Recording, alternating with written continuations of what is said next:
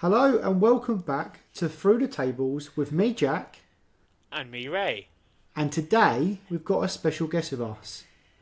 Viv, would you like to introduce yourself? Hello, I'm Viv. I work with these two Muppets. I've known them for quite a long time.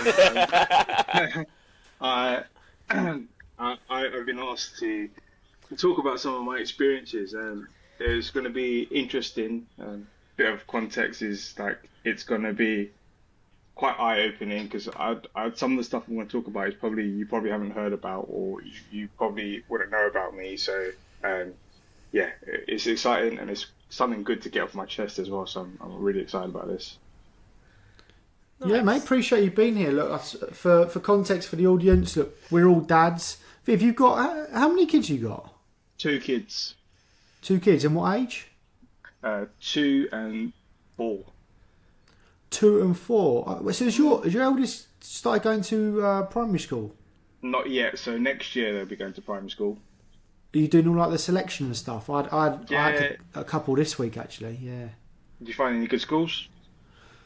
Yeah, we're in a bit. You know what? There's no bad schools. Like the ones we've looked at. No, they're not bad. No, they're not bad. But you do end up just trying to like pick holes in some of them, and you compare them, right? So like the one that we had today, we got shown around by the teacher, but then the other ones that we went to, we got shown around by the kids. Oh. And then you could like have a chat with the kids, and you could like really get what it's really like, get the unfiltered version, kind of thing. Yeah. So yeah, that was the only thing with today, and yeah, all the classrooms are all muddled up, which I found really strange. Which it's not a big deal. Like, let's be honest, my kid would probably enjoy it, but I just found it really strange. You'd have like a reception class next to like a year 6, and then it was just like there wasn't like sections. I just found that really strange. So when you go to these schools and stuff, are you one of them parents that you kind of start counting how many kids are in the room to see how much attention your child's going to get when they're in the room with the teacher, or not really? Yeah, we know that already though. They tell you that up front. There's 30 kids in a class. Yeah, that's quite a lot. Is it? I feel like that's quite a lot. I think most of the ones we've viewed is like 30, and then they'll have 2 classes a year, or some of them have more. But yeah, I think we got to a stage like where we were. I think we're settled on our choices, because you've got to pick a few, right, Viv? You've got to pick your top 3 or your top 4 or something. Your top 3 or top 4, to be fair. Like, I didn't know that there's... Have you heard of something called a forest school? Yeah, my little one's got it at a nursery. Oh, is it? Yeah, we saw a couple of weeks ago, and they're amazing. Like when you're a dad, you don't think about all this stuff. Like, I didn't know about all this school stuff. I didn't know you had to apply like a year in advance to like go to like school. Like no one tells you all this stuff. Like, I feel like they should teach this stuff like when you're growing up, because I know nothing about this stuff. You got to figure it out. To be honest, I think my missus did most of the planning, and she just told. And then she was just like, "Yeah, Raeh, we're going here to visit this school this day," and I'm like, "Just turned up, mate." Yeah. Raeh, have your kids, are they next year? No, so they're in full time school now. Oh, they're in primary school now. Oh, yeah. Okay. Well, you know what? I don't even know. To be fair, they go. What? No, come on, behave. They go in at 9 or like 8:45, and they finish at 3. Sounds like primary school. But there's when you look at their curriculum and stuff, they're still doing like, you know, not stuff that they were doing before. It's still kind of like baby stuff. So yeah, it's but that's like, reception, isn't it? Reception, they mostly play, I think, and then Then year 1 they bring in like some education and curriculum stuff, and then year 2 I think they're full on heads down, thumbs up. Yeah. So they're enjoying it. They love it. They come back with something new each time, and you can definitely see the development, which is just wild. My sister, older sister, rang me the other day to say what kind of presents will my boys want, and I started spelling out like a gift, and I said, I spelled out Jesse from Toy Story. Oh, just get him the Jesse toy, and I spelled it out. And then my youngest son was like, Jesse? And I was like, what? You know what I mean? So, yeah, they can, yeah, the development's crazy, man. The development's crazy. Don't you find sometimes though, they'll just come back they'll come back home and I'll be like, how'd you know that? Yeah. She's going to me earlier. How much they learn and how much they pick up as well.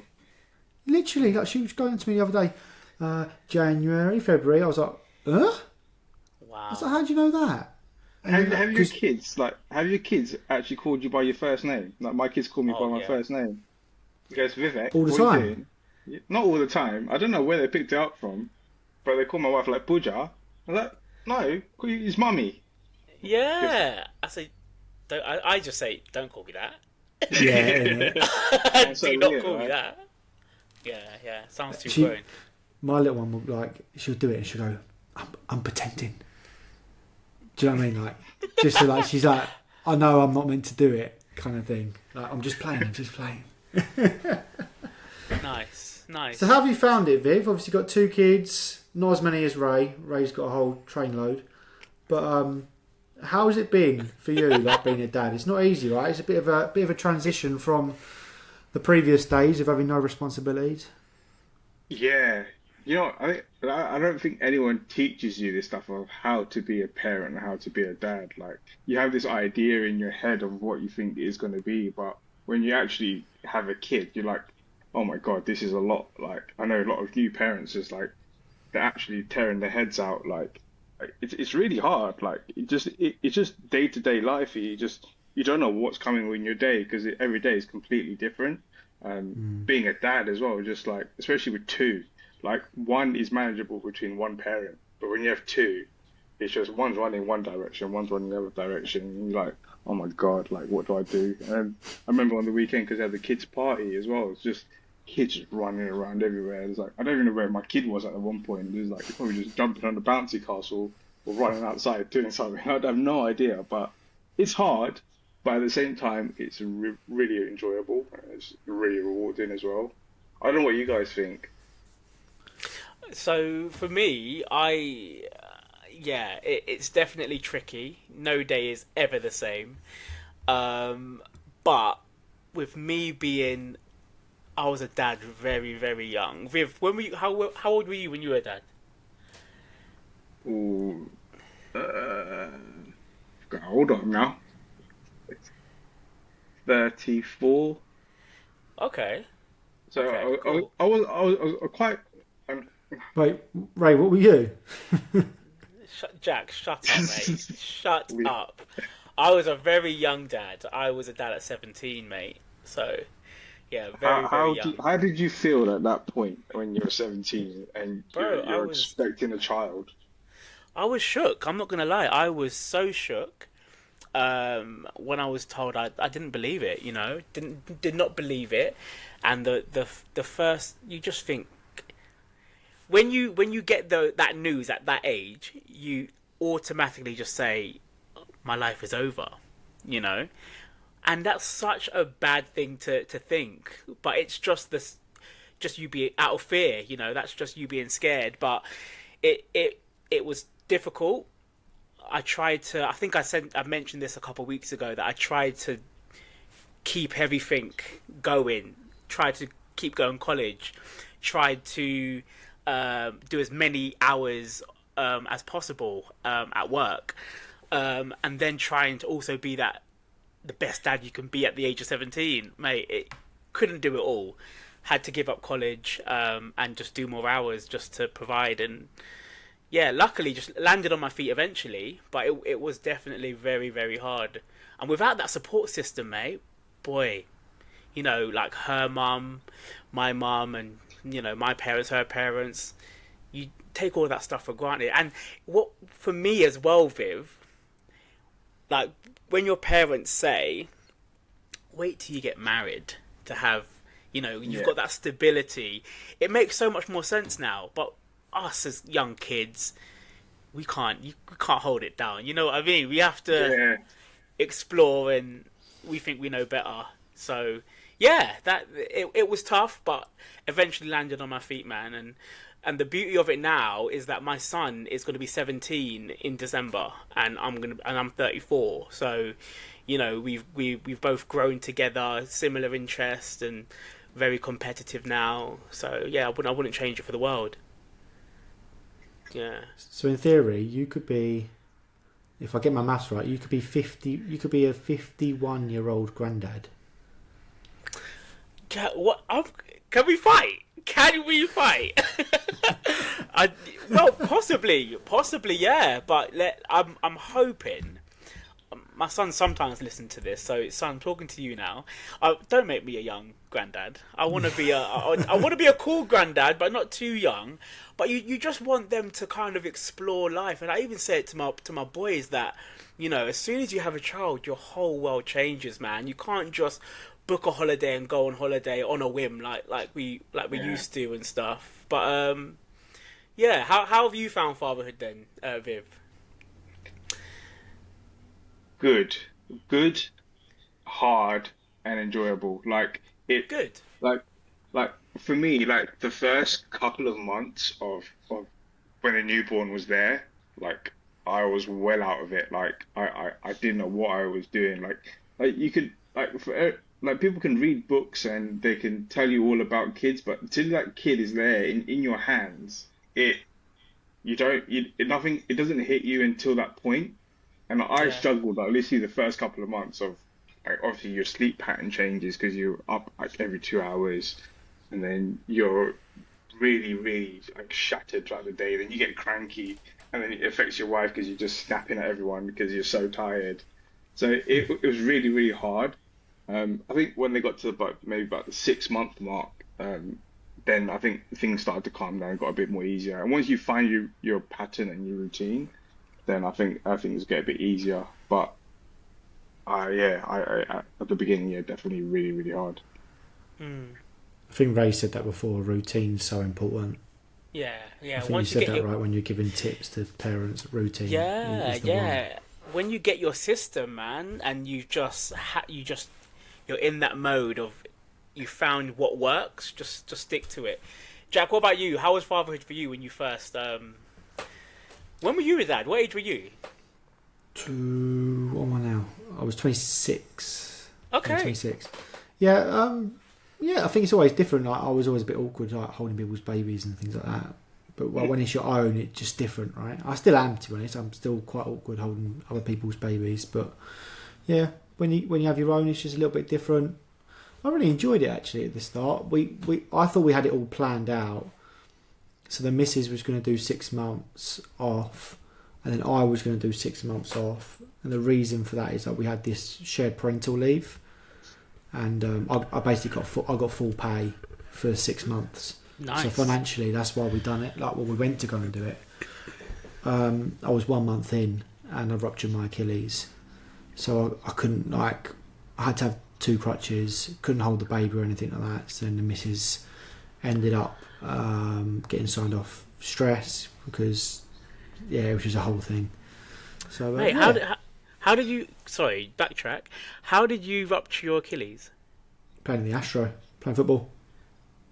Yeah, I just turned and it felt like someone just kicked me in the back of the foot, and it was like, I don't know if I'll be able to do it. It was like, turned around and no one was near me. Yeah. Yikes, man. And then I knew it was bad from then. Did you cry? So, No, I didn't cry, but it was just. Don't lie. No, I didn't.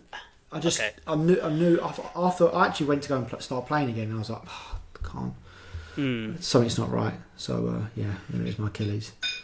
But yeah, that kind of like mucked up all of our plans. So I ended up being okay. I was basically sitting down with my feet up most of the time, and the missus was just running around like babying me and the little one. So I loved it, mate. And you know what? It's good fun. You just, everything's different though. Like that, I think I've said it to you before, Raeh. Like your spontaneity's completely wiped out. Everything has to be super structured. You have to know exactly what's going on, what your plans are.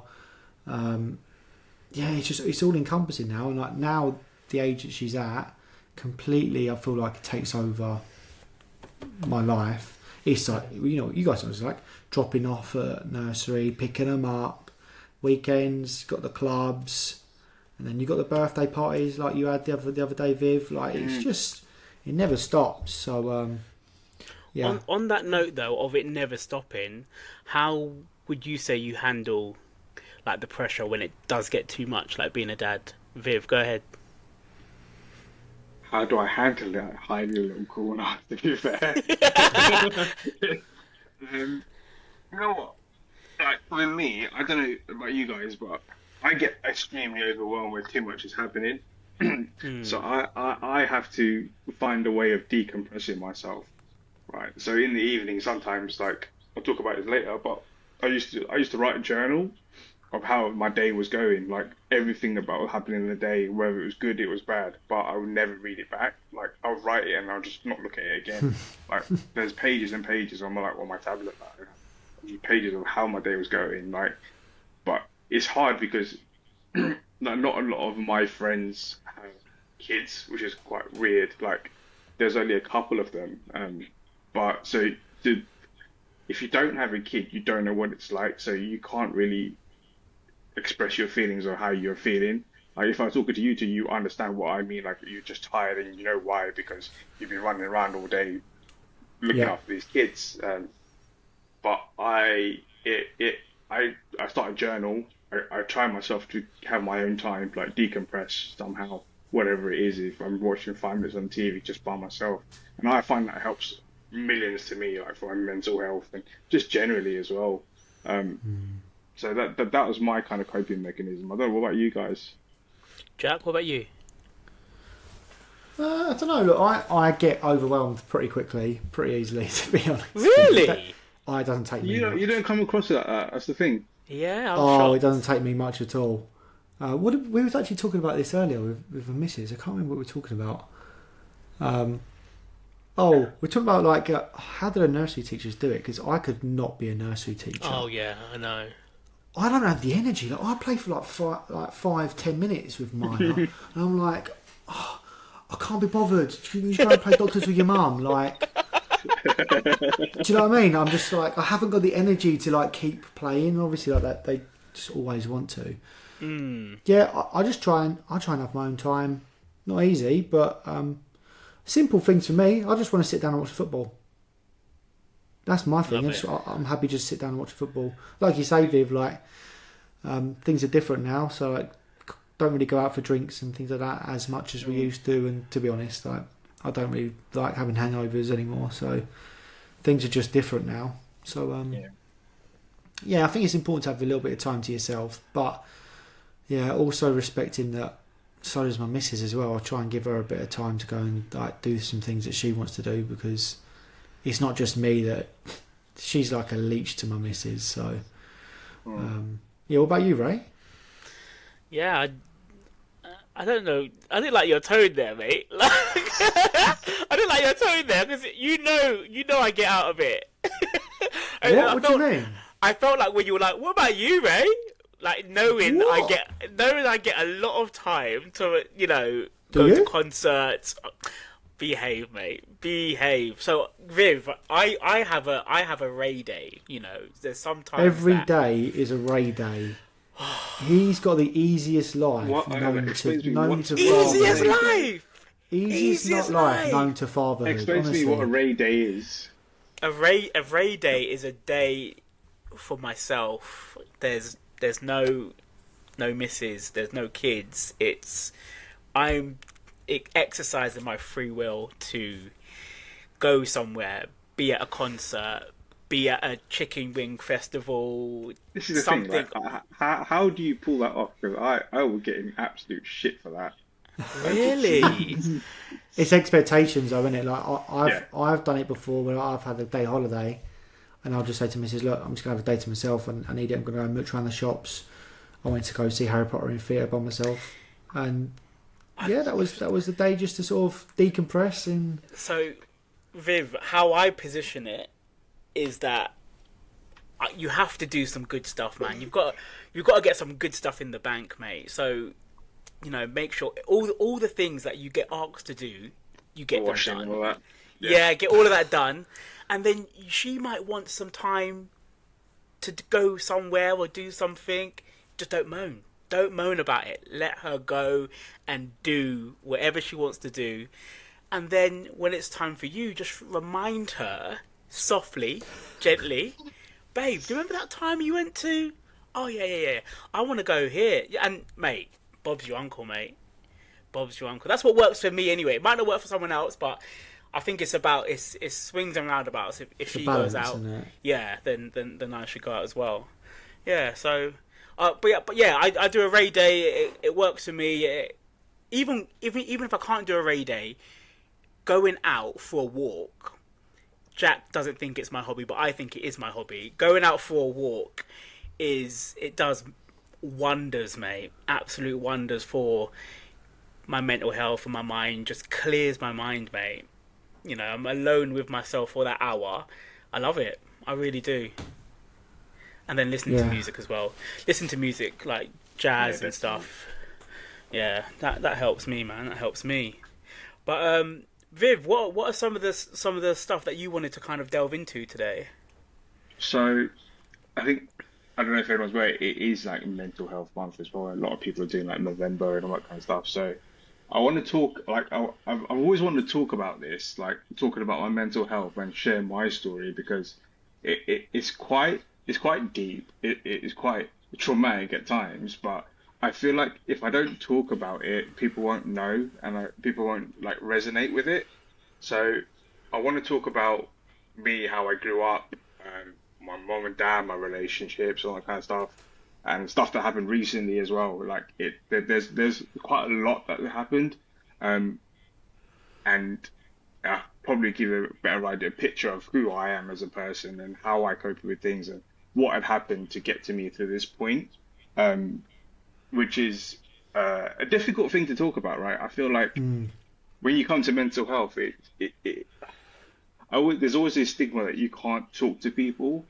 And it's hard to talk to people, especially when you're a man, because when you grow up as a man, you think you can't open up as your feelings and that kind of stuff.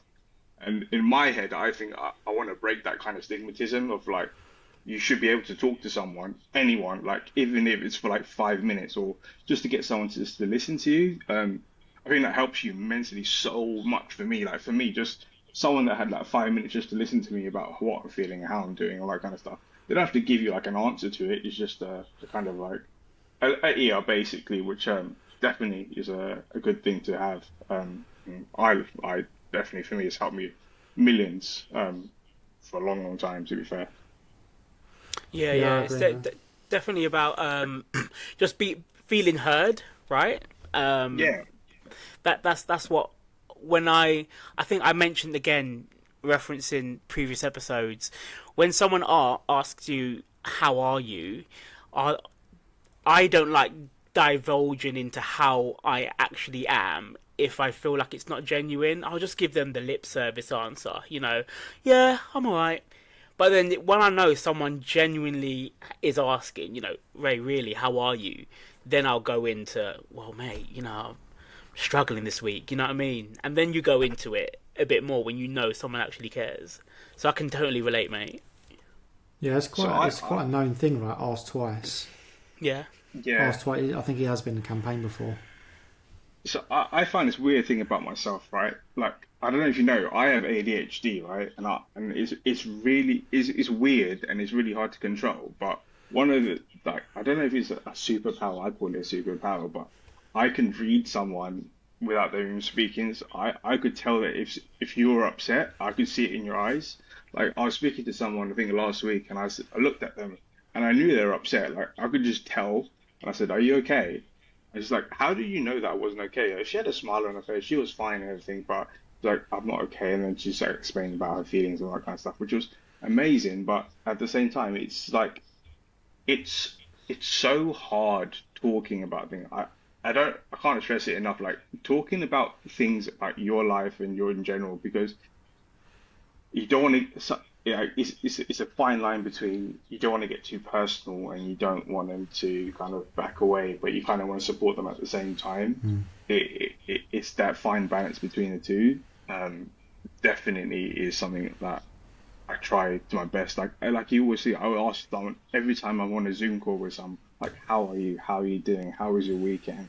And I feel like that 5 seconds will make such a better rapport with someone than not asking like, all right, let's go straight into the meeting. Let's talk about this, bang, bang, bang, bang. I don't know about you guys. What do you guys think? Like, oh wow, I was just about to say, especially on that Zoom call thing.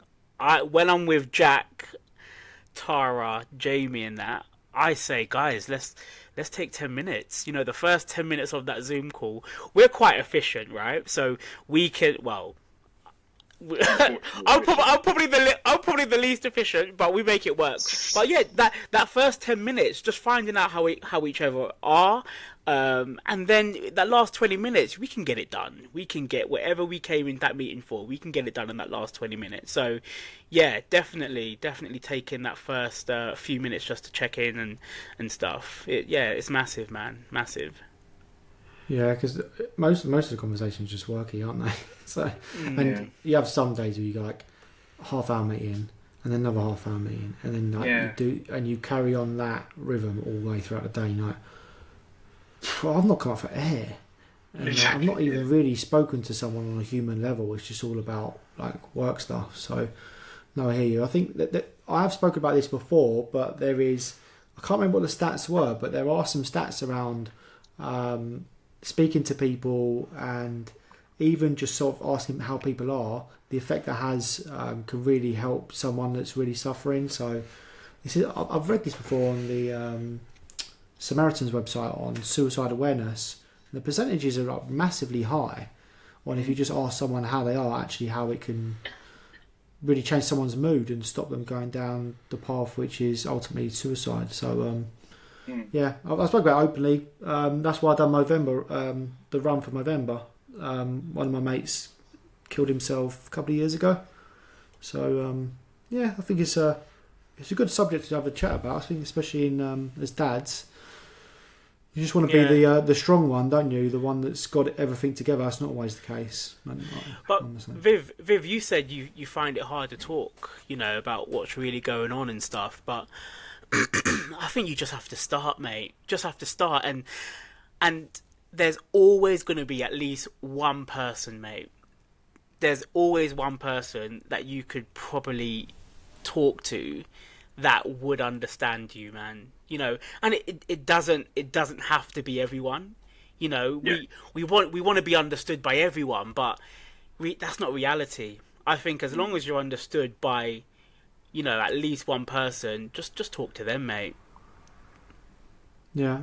Viv, I'll be interested to know like your story, because like if you're open to sharing, because there'll be people that will listen to this and they've probably never spoke to their mates or never spoke to their family, and if they could take anything from your experiences, then I think that's what would be useful, right?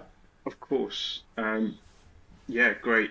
Like I'll start from like a young age. So like growing up, I was a pretty happy kid, to be fair. Like play around, create mischief, whatever. So I had a pretty, like, I would say a happy childhood. Parents were working, we had a comfortable life, but you know, when at a young age I felt that something was kind of missing in my life. Like I was really young. I felt like that when we were like 5 or 6 years old. But I just couldn't work out ways, because at that age you don't really know like how to express your feelings or that kind. So with me generally, like I tend to keep things in quite a bit, and I bottle things up a lot. So that was like a hard bit for me to like I was probably be a bit barely no mates at that point, to be fair. Not because I couldn't make friends, it's because I was very socially anxious to talk to people, right? I didn't know how to talk to them, and I'm right now, like, I wouldn't say I'm a shy person, but back then I was very, very shy. Like I couldn't make friends, I couldn't talk to people and that kind of stuff. And then I had a pretty like going back to the childhood, like I was pretty happy, and then got to about 10, 15 years old, and then stuff started happening in my life. Like my dad started drinking, right? So if you don't know this, my dad's an alcoholic, well, former alcoholic now. So he used to drink little bits here and there, but then over the years it got like briefly like worse and worse. Like it would be like it'd be whiskey in our house. Like whiskey was quite a big thing in our house. Like, but it'd be like a small glass would be that much, and then somehow like I remember vividly picturing like it'd be a bottle, like a whole bottle of whiskey, and it wouldn't be like with a mix or anything. It'd be neat, and just that and water. And at that point, like it was fine. He didn't do anything silly at that time because obviously we had two, me and my sister. It was just me and my sister, and my mum and dad, and my grandma was in the house as well.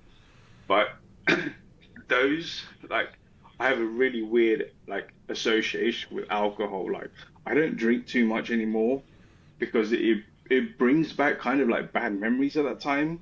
Like you kind of I don't know what's the best way to explain it, but you kind of have this kind of negative attachment to it, and like still to this day, like I rarely go for drinks and all that kind of stuff. I do drink, but I kind of disassociate myself with drinking. Like at the beginning of the year, I completely stopped drinking, like for a good 6 months.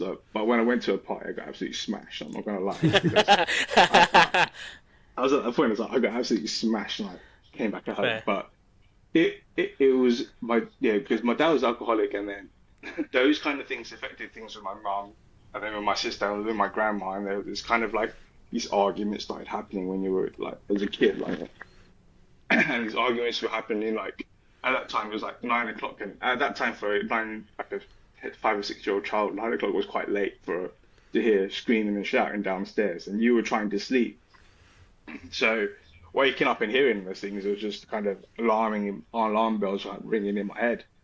And so again, I didn't really talk to anyone at that point. And then I think it progressively got worse over a good, I want to say 30 years now, to be fair, because there was a lot of arguments I've had. Mum and dad weren't getting along.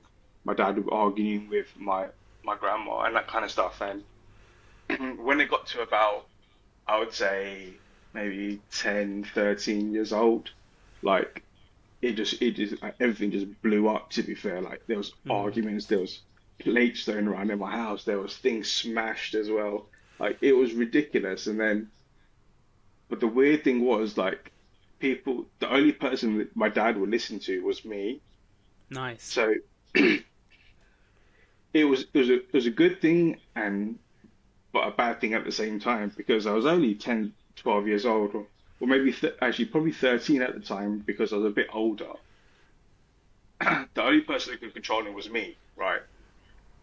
But I say it in a negative because I felt that I had to be the man of the house at that point, which at that time I hated it. I really, really hated it because I had to look after my mum, my dad, my grandma, and my sister at the same point. And then I'm thinking, I'm a 10, 13-year-old kid. How am I meant to cope with dealing with someone's alcoholism, dealing with fights, going to bed at like 11, 12 in the morning for a young kid? Like, that's ridiculous. And I had to go to school the next day and act like everything was okay. Like, it just got progressively worse and worse, and I hated it. And then I think moving on the years, I think I got to about 16, and then I think the pressure got too much for me.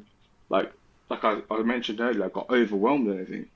So at that point, I was like, I was in full deep depression mode, like absolutely nothing. And I'm gonna say this, but I tried to kill myself at that point. So I must have had, I don't know how, like I listened to a lot of shitty music and all those depressing music and that kind of stuff.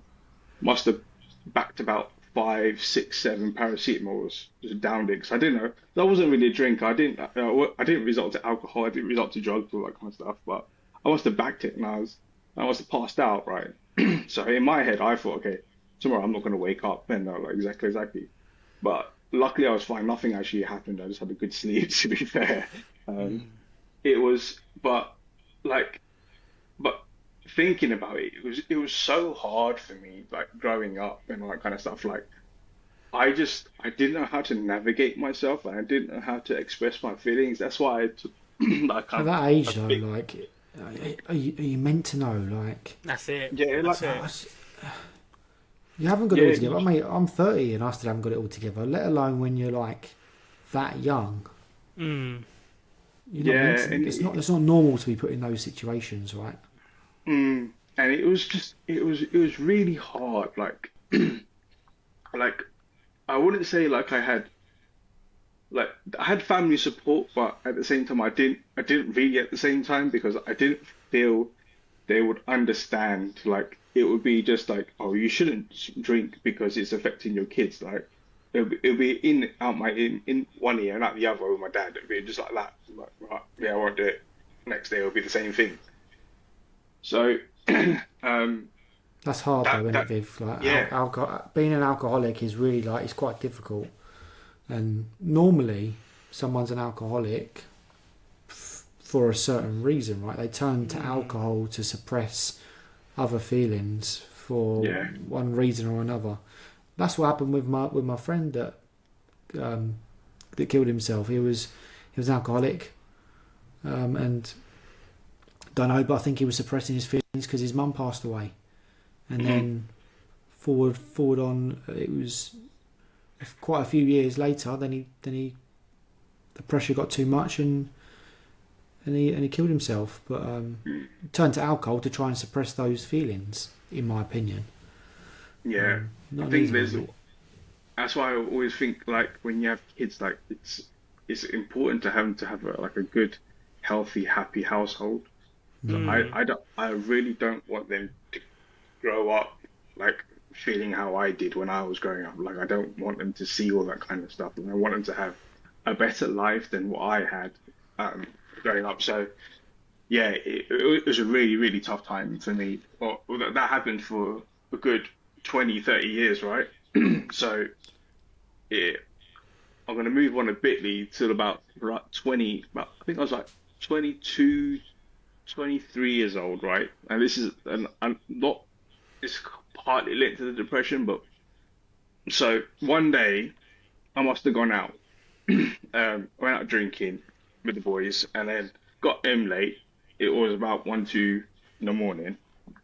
And then my mum told me the day before, oh, me and your grandma, we're going up Leicester to go and meet some family. I was like, all right, cool. Just don't wake me up in the morning, so I'm probably going to have a hangover or something like that. So 6 o'clock in the morning, or maybe 5 o'clock in the morning, there was a lot of commotion happening in my house. I was like, what the hell's going on? And I told you not to wake me up. And all I hear is, Viv, come here right now. And I was like, what the hell's happened? So I ran out my bed, must have gone to my grandma's room. My grandma's face was blue. So she had had a heart attack at that point. Oh, Yeah. no. She had had a heart attack. So my mum was on the phone to the ambulance, and I'm sitting there resuscitating her at that point. So it reminds me of yesterday. Like that vivid picture in my mind was like absolutely crazy, because all I can picture. Unfortunately, she's passed away now, but at that point, like she had like a triple bypass, but I remember her face being blue, and like that traumatic experience has been playing through my mind quite a lot bit at times as well. Like when you see a picture of like someone's like on the verge of about to die, like her face was blue, her fingers were blue, everything was blue. Wow. And at that point, I thought she was actually dead because she wasn't breathing at that point. Luckily, the ambulance came in time, but it was a long journey after that. But picturing that as well, like that was part of like the traumatic experience and that kind of stuff. So having You're that still in the back growing of up, your aren't you? Even in early 20s, Yeah, you're still exactly. growing up. So Exactly.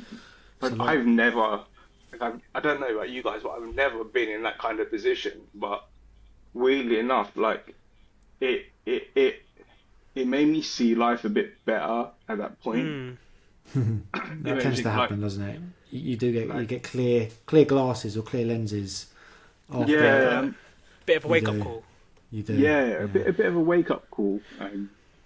Yeah, it was hard. Like, and then going on a bit, like I started uni Um, and I hated it.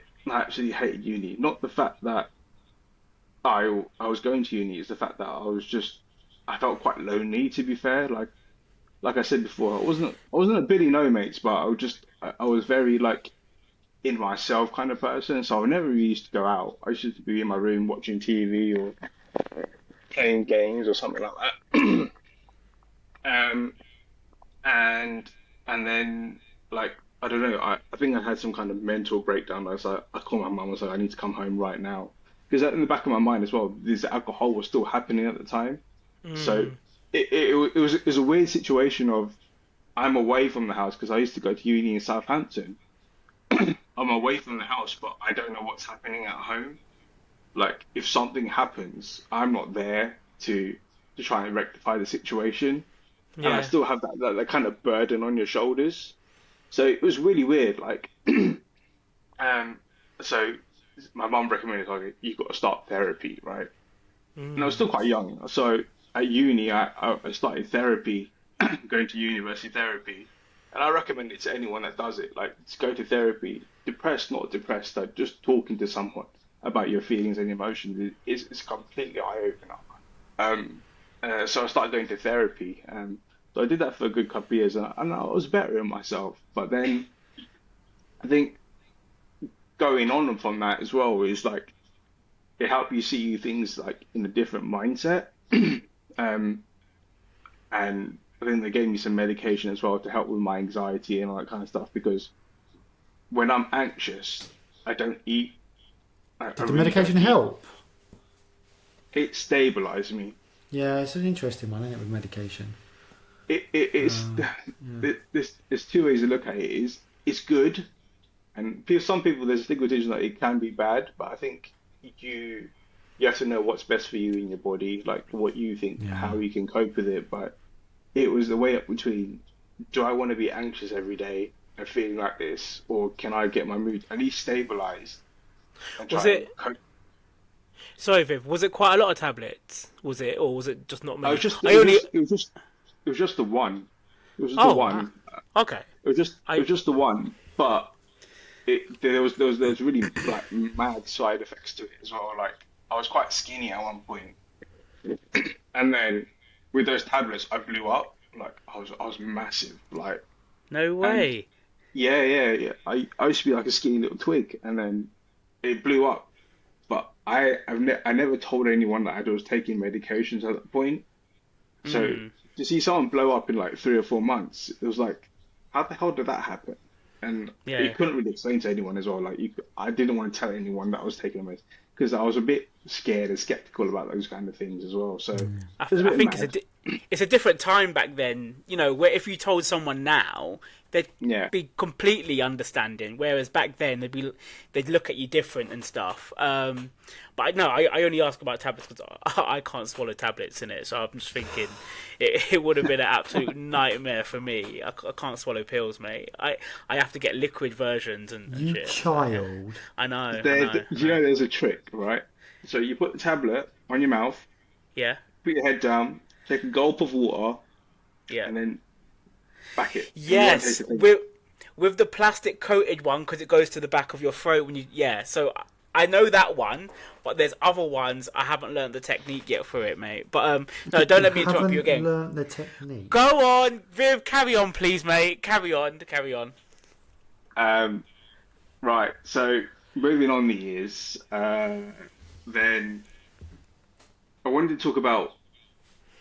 Oh, it's weird with me because I have a really weird belief model. Like I was listening to a podcast today. I was listening to like I don't know if I know you guys listen to podcasts. I was listening to Akin Fenwa. He did a Yeah. podcast with Eze today. So I was listening to it this Yeah, I've morning, seen that. and he was talking about this thing about belief model, right? Like your belief system, right? Like it's weird. I always have belief in myself, which is for someone that's like was depressed. Like you always had a weird belief in the back of my head that I knew that I can do anything I wanted to do, like if I put my mind to it, right? So I carried that through, like in the back of my head through everything. Like when I was depressed, I was like, I knew I would get through it, but I just didn't know how I would get through it. So I kind of had to navigate my way through my life to get to that point. So I wanted to kind of like have that belief model of yes, I'm going to get through it, but it's taken me so long to get to a reasonable position. Like I also think that I don't think I'll ever get over it at the same time. Like there's always this kind of like I don't know, like this rock in the back of your head is like it's pulling you away. Like It's part of you oh, now. it's part of you. Like it's part of Yeah. like ingrained in my system. Like Yeah. it's a hard thing to get rid of. You just but manage it. It never goes. yeah, You just yeah. manage it. Yeah. That's what I think. What the depression is about managing yourself, right? Managing your life, manage everything about yourself. Like carrying that with you, it's really hard. Like it's difficult. And then I think moving on to about maybe last 2 years, like I had a really rocky maybe last 2 years. Like there was a lot going on. Like my dad was still alcoholic at that point. So one day I must have gone to the house. And I think my mum wanted to kick my dad out at some point. He was like, "You got to get out of the house because I've had enough." Right? And he's like, "No, I'm going to go to a rehab center." So literally, they called me to the house and said, "Your dad's going to a rehab center to get himself clean." Right? I was like, "Yeah, I've heard this all before. Like, it ain't going to happen." But I was very skeptical at that point, but he did. He got himself clean. Went to rehab. They also asked me about my family experiences. That they contacted me how I felt. They offered counselling to me as well, which was kind of a good thing as well. Like how I could cope with it as well, which is great.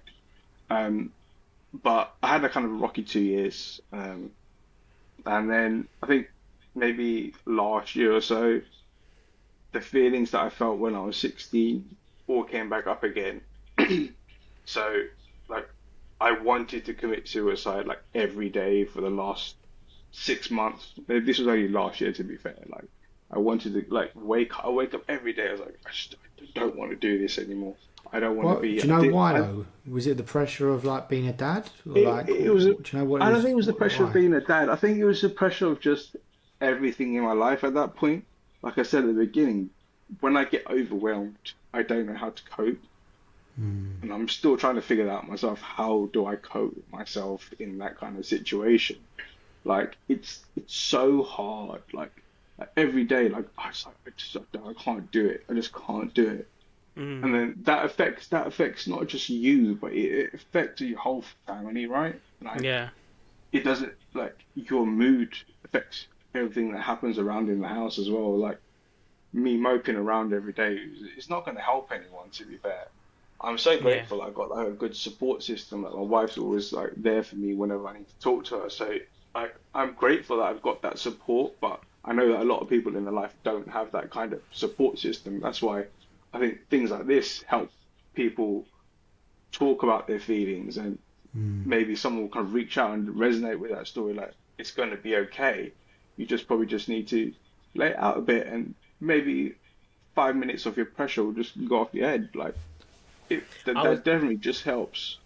Viv, I was just going to mention that word pressure, man. Like, honestly, I think as dads, as men, there's so much pressure on us to provide, to keep everything going, you know, manage everything, be the leader, and all of that stuff. And we put so much pressure on ourselves as well, man.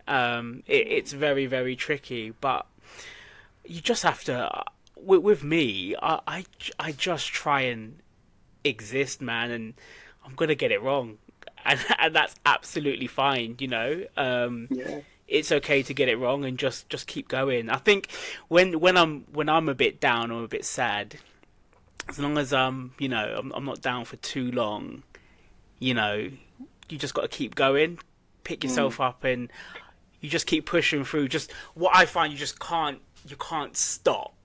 The moment you stop, it's a lot. Yeah, it's dangerous and it's harder to get back up. So even if it's slow steps forward, mate, and you're just chipping away. We're all different, right? And I think you know what's really interesting. I used to think this about rightly or wrongly, but Viv, you're a dad and you got a kid, and then you hear these stories where someone has taken their own life. And you go, oh, they had 2 young kids, they had a wife, and like from the outside of you, you're like, oh, they've got so much like good things going on for them. Like, oh, it's like just such a shame, right? That those are the things, but this is happening, and it is. People are feeling a certain sort of way, and you don't think about those sort of things. You don't think about the wife. You don't think about the kids. You purely just a bit selfish, but you're just thinking about your feelings. That's how you feel at that moment, right? Yeah. And I used to I posted a lot on social media, but someone came to me and I was like, why do you post all this stuff on social media? Like, everyone can see, your family, your friends will see. But then if I didn't do that, I wouldn't be where I am today, because no one would know how I was feeling. Offloading? Yeah. Like, that was me. I didn't know who to talk to. I didn't know how to express my feelings. And that social media was that kind of outlet for me. Like, I wasn't trying to gun anyone down. I wasn't trying to do anything, but it was just my outlet. Like, it can be good and bad thing, social media, and that's one of the things we talk about when we go put things through the table. Like, but it's one of, like, social media is such a powerful tool these days. Like, for your whole lifestyle, it's ridiculously scary, right? And it's scary for the kids. Like, you can have people post about their life, their lifestyles, and that kind of stuff, but then when you actually know the person, it's completely different, right? There's so many people I know that have this fancy lifestyle, but when I see them as a person, it's all fake, mate. It's all fake. Yeah, it's not real, but it's the lives they want people to believe they're leading, right? And in reality, we know they're not really about that life, but it's whatever makes them sleep at night, right? Social media is interesting, because what I find as well, I think you just have to just be you, right? Be your authentic self. If you want to post about how you're feeling, just do it. Yes, you might get an awkward text from your mum. Why did you post that, Raeh? Why did you post that? I've got people ringing me saying, is Raeh all right? But you don't know who you're helping in that moment, right? By you getting that off your chest, by you relating to, you're helping someone. So I can totally relate, mate. Equally, on the other side, what I've done is, if there's loads of people who post things I don't want to know about, I just block them. True. I don't block them. No. I don't want that on my shoulders. Well, mute them. Mute it. I just mute them. Yeah, I just mute them. I don't do the unfollow, because I don't want to cause any arguments. But why? Just a little calm mute, and then Fair. I'm like, because respectfully, I don't need to know about like this bloke that I went to school with years ago and his life. I don't care. Yeah. I don't want to know about that. Look, Viv, I think just thanks for sharing, because there probably are people that are listening to this that maybe are feeling in a similar sort of way, and it's a brave thing to share about your story and how you've been feeling. And it's quite recent as well, right? So what are you doing at the moment to sort of cope with those feelings? Are you doing any counselling? You mentioned journaling, but are you doing? Yeah, not so much counselling, because I don't think it's the right thing for me, because it's a hard one, because I could never feel what the core issue is, and I'm still navigating it, to be fair. Like, I can't figure out what the core issue is, and until I figure that out, I don't know. That's why I say mental health is like a journey.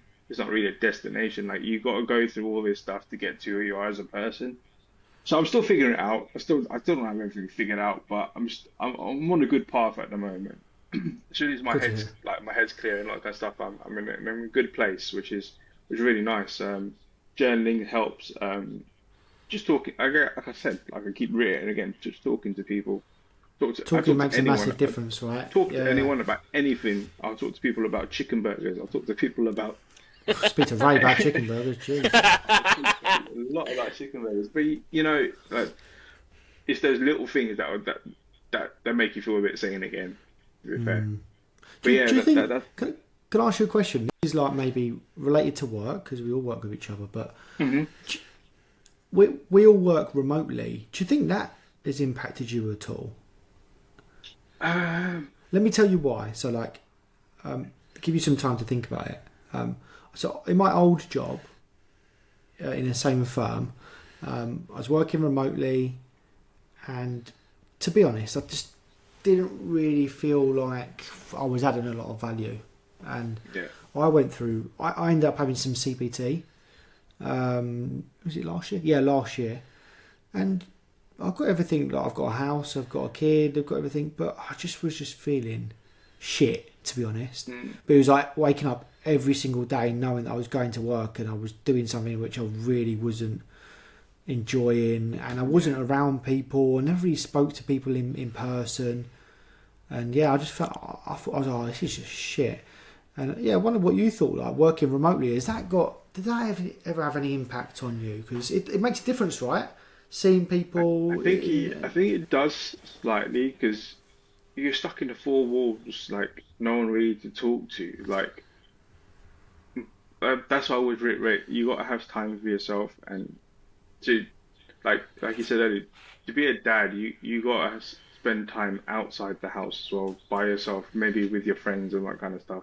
Because that's the stuff that keeps me sane, right? If I was stuck in these four walls, talking to the same people every day, I'd probably drive myself insane. Like, don't get me wrong, I love working from home because of the age of the kids, but if I had an option, maybe I would go to the office, but I probably won't get any work done, but I'll be able to talk to people. But sometimes it's not about that, is it? No. It's not about that sometimes, yeah. So, I don't know.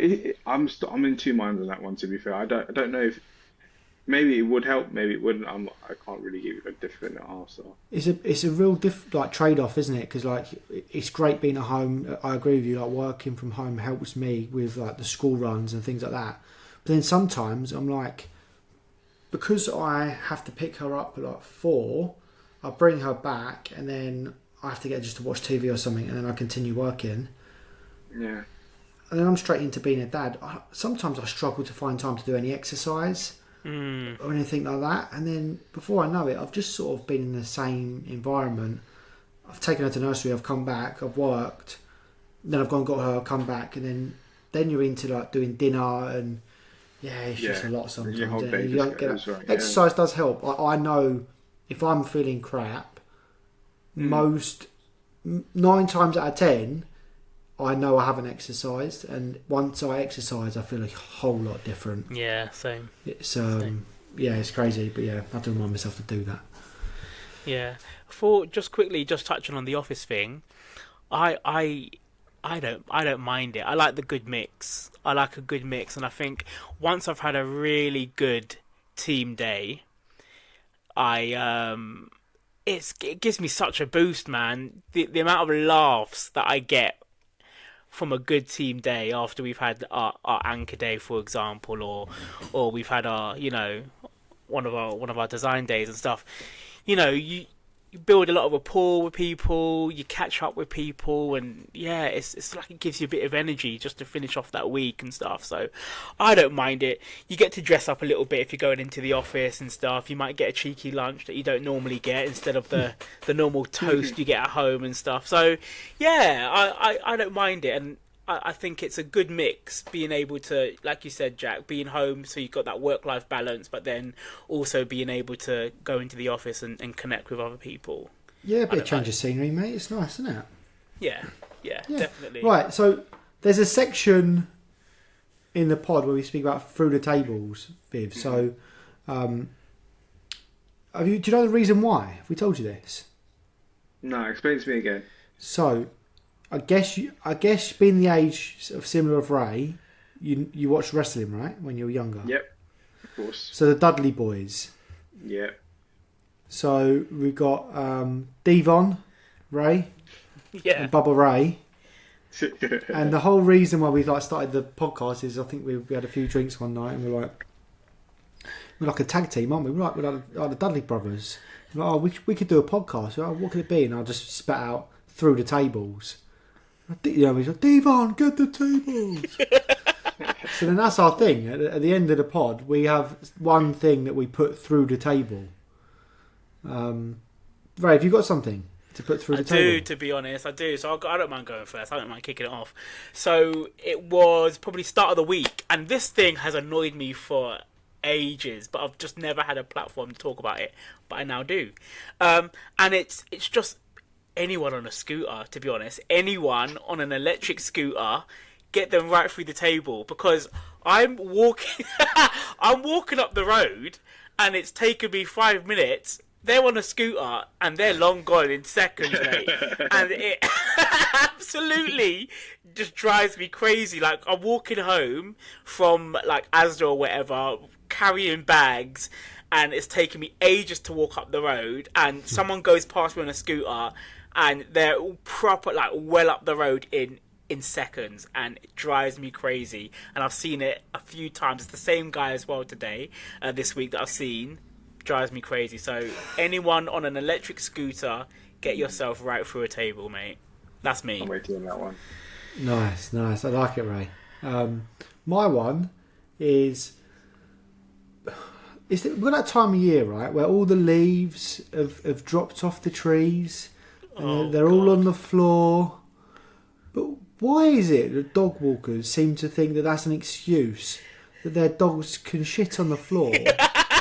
And then they just put the leaves over the top of them. Because have you scented it? You scented it? My daughter. But it's just like, what are you doing? It's so annoying. Like, if you have a dog, just pick up their mess. But yeah, I just feel like people see the leaves and think, it'll be fine, don't worry, just put some leaves over the top of it. No. Just quickly though, what is it with your daughter when, like, did her scooter go through it? Yeah. Like down the alleyway. Fair enough, man. Fair enough. I'm gonna have to put some cameras up. There's people around here that aren't picking up their dog poo. Yeah, that's what I'm putting through the table. Viv, what are you putting through the table? I'm gonna go with splitting the bill. I don't know if you're going out with a group of mates, and then you come to the end, and it's splitting the bill, and there's always this one awkward fucker. Name him. I only had a water, and I only had a Coke, so I only should pay for that. So I'm thinking, you sat there just eating my jacket potato, and I'm thinking, like, why? I don't know. I don't know what the etiquette on this is. Like, does everyone pay an equal amount, or does that person go do the old maths thing, get their calculator out? No, Ray, don't you dare. Don't you dare. We're all adults. Say your We're piece, all Jack. adults here. Say your piece. I'm not having you. I know what you're going to do as well. I only had this. We're all adults. We're all out to have a good time. Whatever it is, just split it by the amount of people and be done with it. No, I'm not about it. So, guys, listen, you lot, you two, you 1 minute, you guys are my brothers, yeah? If we all went out, yeah, I'm happy to split the bill with you lot. If it's like good friends, I don't hold back the money, you know. It's all good. We can just have a good time and we all split the bill equally. If it's a different kind of where, nah. I don't think so. But why are you going out with random people? That's my question. No, I don't know. Like, let's say it's a birthday party, and I don't know, and someone's drinking hell of a lot more than you. And that's different, though. You've had a couple drinks. This person's had 10 drinks, starter, main, dessert, and you've just had. Nah, I'm not with it. Doesn't normally happen. I do agree with you there. If you've got someone that's maybe like we've been out in groups, and like the girls maybe have like get a couple of bottles of wine, and they'll just go, look, we'll just pay an extra 20 quid for that. And but not everyone has that. Not everyone has that etiquette of I've spent a bit more. Let me chuck a bit more in. But yeah. So, but no, you're valid in your feelings, Viv. If that needs to go through the table. No, Fair play. get that through the table. Devon, get the table. Love it. Good stuff, man. No, I really like that, Viv. Thanks for sharing your story with us. No problem. I know for a fact, loads of people can relate, and it's gonna help loads of people, man. I'm glad. I hope so. Yeah, thank you, Viv. Ray, we'll speak next week. Thank you. Yeah. Thank you, guys. Good stuff.